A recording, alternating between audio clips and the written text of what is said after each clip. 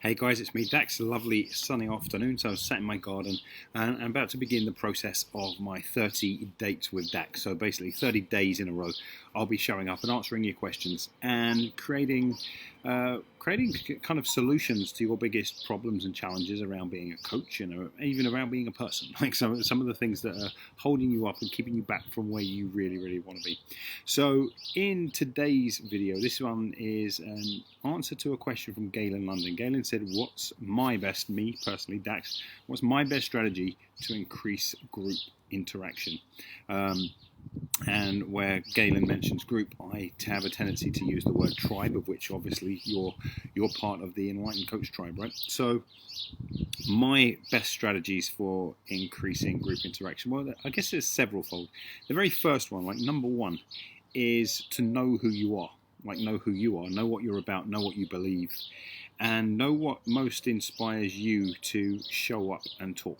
Okay, ultimately, it really, in many respects, it really is that simple. Like the best and most powerful way to build a tribe is to be really clear about what your message is and why you want to share it.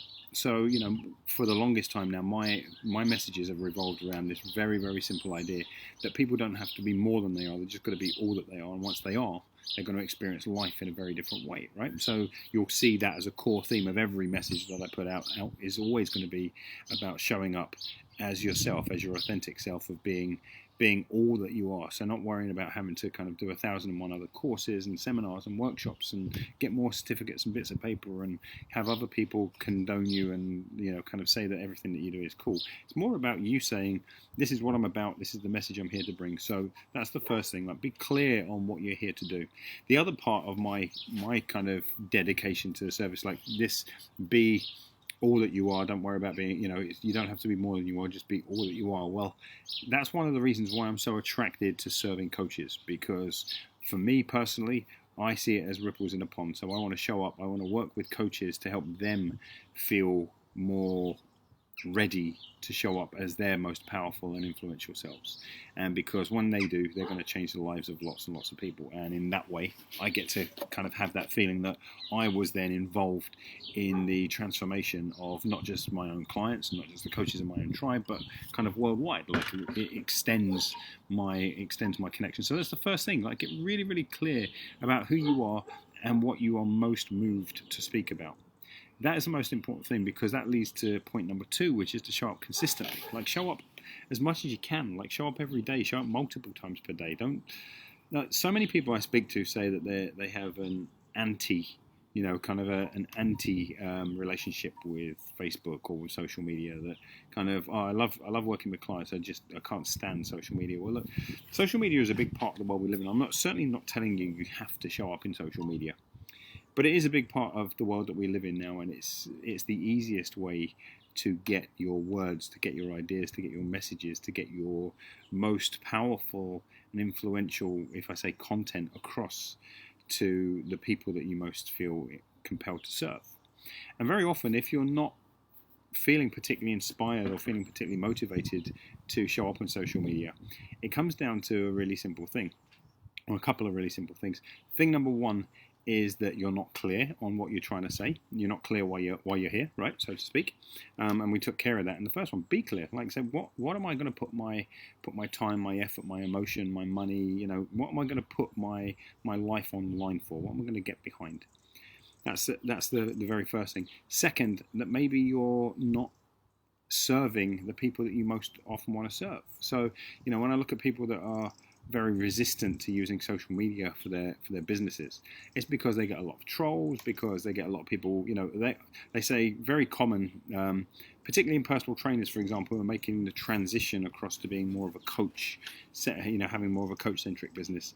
They'll say, I go on and I say all this deep stuff about transforming your life and about how important it is to kind of learn new patterns and new habits. And all they want to do is ask me about, kind of nutrition plans and stuff.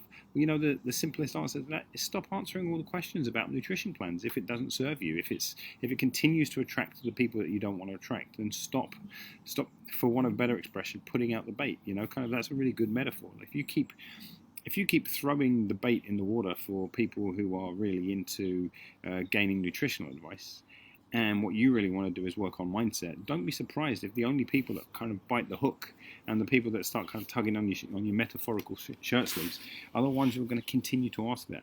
It's your job to show up in the world with your most powerful message. It's no one else's job to say, well, kind of, I'm gonna stay on tack with Dax's message. Nobody in this group is forced to believe in what I believe, to associate with me, to ask me questions. Obviously, the right people in any tribe will surface, and certainly this comes down to consistency. If you keep showing up as a person with a specific kind of message, that's brilliant, because what's going to happen is you're effectively going to repel the people who are not really resonating with you, and you're going to attract more of the ones that are. If you are a little bit mix and match because you're hoping to keep the attention of everyone, and you're hoping at some point in the future to convert those people across to this new way of thinking, you're likely to be a bitser, bits of this, bits of that, bits of something to everyone, rather than somebody saying, wow, this is amazing. It's one of the reasons why you don't see me, you'll see me kind of talking on a lot of topics, but kind of the topics are always about mindset, self-growth, and they always tie in to this idea of you not having to be more than you are, just be all that you are, and the idea about being authentic and walking your own path, creating your business the way you want to create it, creating your life the way you want to create it. And so, everything I ever do will be on those topics. Well, I'm not saying they're the most attractive topics. They're the most attractive topics to the people who are most attracted to those topics. I know that sounds a bit inane, right? But that really is the case. So for the people that are saying, shit, I just want to know how to do some Facebook ads and build a business. Well, I'm not your guy. I know how to do all that kind of stuff, and plus, I associate with a lot of very, very wise people in those areas, and that anything that I could possibly want to find out and put in a post, I could definitely put it there, even if it's not within my skill set. But why would I want to do that? Why would I want to attract people who are attracted to stuff that I'm not really about, that I'm not really passionate about? And I think that's one of the biggest challenges for Galen and so many of the other coaches who are in the tribes. They tend to forget that, and they tend to think, if I can just appeal to people in these conversations, then I'm going to end up dragging them across to a new conversation, and that one is the one that I really want to have. It's one way to look at it, but I don't think it's the most skillful way to look at it. I think the most skillful way to look at any form of tribe building is for you to actually say the things that you have been saying, that you are saying, including inside of your own head, and that you want to be saying tomorrow. These are the conversations I want to continue having.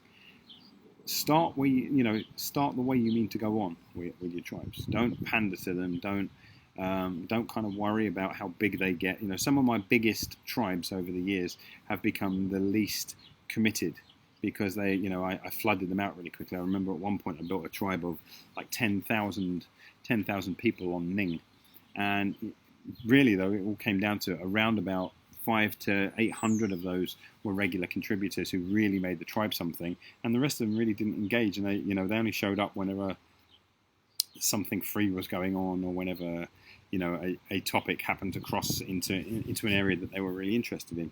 So my point to you then is, don't have anyone in your tribes who isn't really interested in you. And that goes for you guys watching this. Like, if you really don't feel the Enlightened Coach, if you don't feel what I'm trying to do here, if you don't feel the message, and you think, well, there are guys out there who kind of have got a much more resonant message than Dax, then the best thing you could possibly do for yourself, and the best thing you could actually do for me, the way you'd serve me, would be to unsubscribe from this group, to actually leave.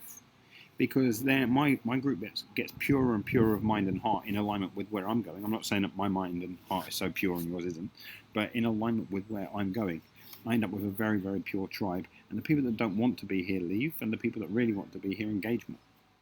So those are a few of the things. Now, in terms of they're more strategic. In terms of tactical, one of the best ways to kind of create group interaction is to ask questions. Certainly, the asking of questions to a tribe is one of the more powerful, particularly if it's done fairly consistently. Like this thread. I mean, this thread isn't huge yet, but once people start to see that I'm actually answering questions live again, the thread will build up, and more people will come on board, and they'll start asking me questions. So the interaction goes up. Another thing is to create the content to an individual at times, like this. Like I've named out Galen, right? Galen Lundin, because once I've named out Galen Lundin, I'm going to, as I post this video, I'll tag Galen in it. Galen will. He'll be one of the 5,000 people in this tribe who absolutely, definitely, for sure, without a shadow of a doubt, will come and watch the video. That will lead to some more engagement. It will lead to some social proof that somebody real, not just Dax Moy with an agenda, but someone real is asking a question, and Dax Moy is answering a real question, right? So that's an important part of tribe building. What else? What else is important? Your not just consistency of message and consistency of showing up, but your consistency of self.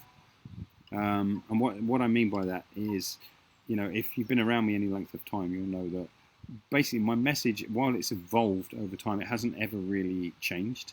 1 week I'm not like the guy who's all over this idea, and the following week I'm anti it. You don't see me kind of showing up on social media, getting into tons of fights with people and huge arguments all over the place. I think that's happened a handful of times in my life on social media. And I'm always a bit embarrassed at the fact that it happened, that somebody kind of caught me unawares and I slipped at that moment. But very rarely will you see me get, engaging in something that doesn't actually serve my bigger purpose. And that's another part, this Buddhist concept of skill. I'm not actually a Buddhist. I'm not fully practicing Buddhist, but the philosophy I'm most in alignment with is definitely Buddhism. And one of the things that I love about Buddhism is this idea of taking away the morals of right and wrong. Of should and shouldn't and all that kind of stuff, and instead just asking ourselves, is this skillful? So, is this skillful? The only way we know if something is skillful is, is it delivering the result that I intended when I set out on this path? And that's brilliant, because it takes away the morals and everything else, and it just looks at it from a results-based perspective, right? And the results can be like, I wanted to feel good about myself. I wanted to, it doesn't have to be like I put an extra 20 grand in my bank account. It can be about how you feel about yourself. That's still a result. Skillful is a way of us checking with ourselves about whether what we're doing really, really works. And so when I think about showing up, like, is this skillful? Is the way that I'm showing up today skillful? Is it demonstrating to people what I believe, what I'm about, what my intent for them is? Or is it all over the place, and have I got myself kind of caught up in a mini war or a battle with someone?